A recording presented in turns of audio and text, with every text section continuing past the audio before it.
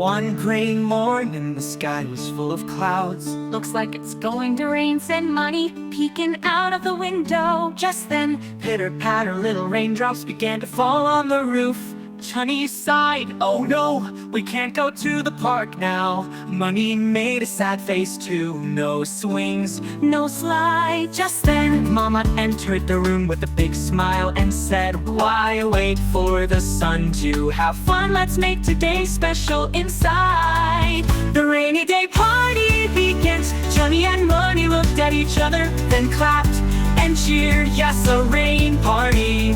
They got their colorful raincoats and paper boats ready. Mama laid out a big mat in the living room. Chunni made a pretend puddle using a blue blanket, and Munni danced around it. Rain, rain, come and play. We'll have fun the Chunni Munni way. They made sounds with pots and pans, drip, drop, splash. It sounded just like the real rain outside. An imagination makes magic. Munni folded a paper frog and said, let's have a jumping race. Chunni made a rainbow with crayons and stuck it on the wall. Mama brought warm popcorn and hot cocoa. They sat by the window watching the drops slide down the glass, munching happily.